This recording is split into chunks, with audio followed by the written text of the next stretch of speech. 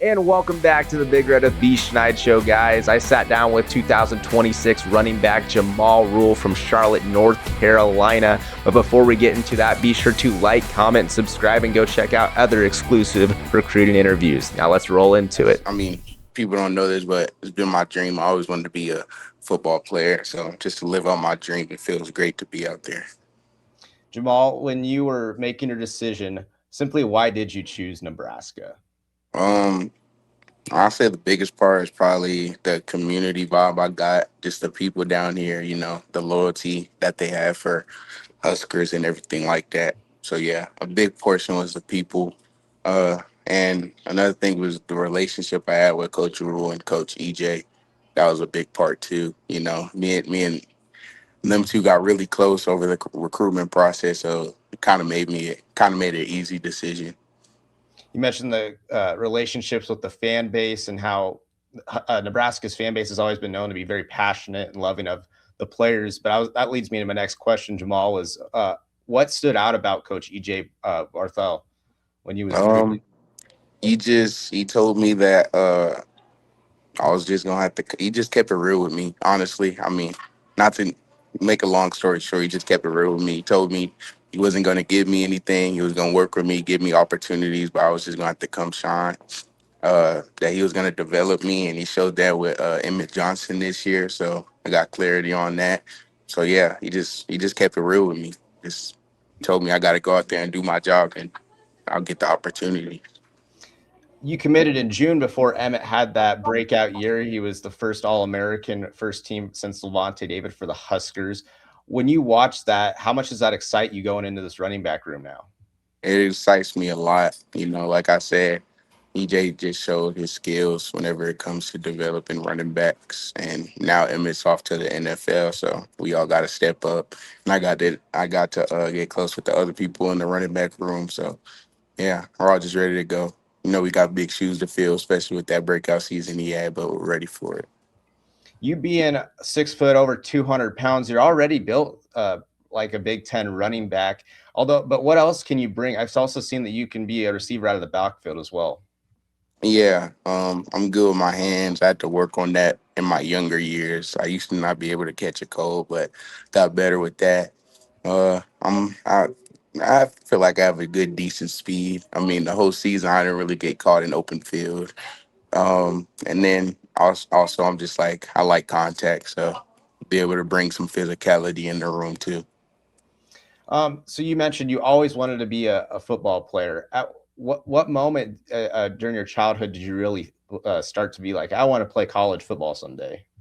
Probably when I was like 8. I think when I was 8 years old, I really started like playing football seriously, not just as a hobby on the side. So yeah, definitely when I was 8. And then with that, who are some football players that you've idolized growing up that you've tried to model your game after?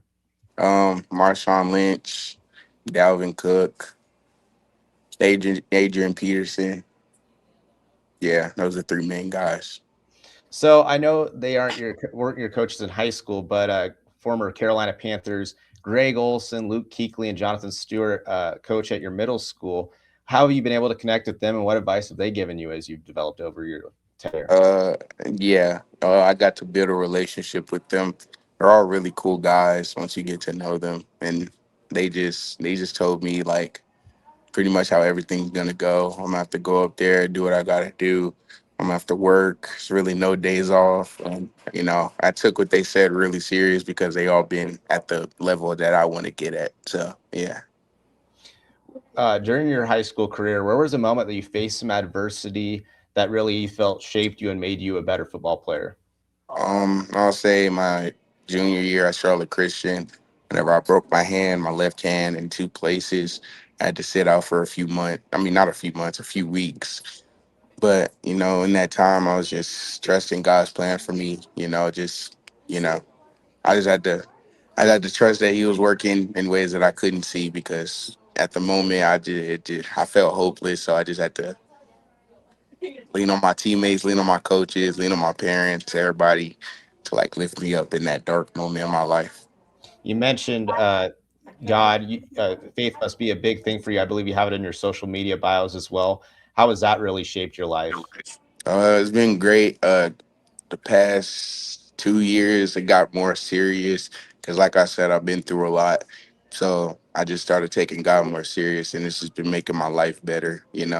Just in times that I think I'm alone, I know I'm not alone anymore. In times I need somebody, He's always there. So like, it's like having an active imaginary friend as because I can't really see him or like touch him, but I can feel him at times. He lifts me up. I can read my Bible, gives me encouragement, stuff like that. So yeah, even though I can't see him or touch him, I can feel him, and he can still fill me up with his words, his spirit, and everything like that. So you have a couple nicknames, Rock and then Terminator. Where did those two come from? I got to know. My first one, Terminator. That one came from whenever I was in Florida. My first team I actually like played for down there. The coach called me Terminator because I was just bigger and faster than everyone, pretty much, and it took a lot of people to take me down. So he just called me Terminator, and I guess that stuck. And then Rock. Um, Honestly, I don't even know where that came from. I know it came from whenever I was in Baltimore, and I played for a person down there, and he called me Rock, and that kind of stuck to too because it just kind of fit Rock rule. It went together nicely. I'd have to ask my parents where Rock came from, but yeah. Okay, so you always wanted to be a football player, but who is Jamal Rule outside of football? What are some hobbies you have or something fun that people would want to know about you? Most of the time, I'm playing with friends on my game system or going to pick them up and we just hang out. I just like hanging around with my friends, being around people I love, being around people that, I built friendships with, that's pretty much what I do. I'm a big person guy. I like being around people that, that I like or I love. So yeah. Back to Emmett Johnson, were you able to talk to him at all since you got to Lincoln or on any visits? And what was his message to you, if so? Yeah, I got to talk to him some.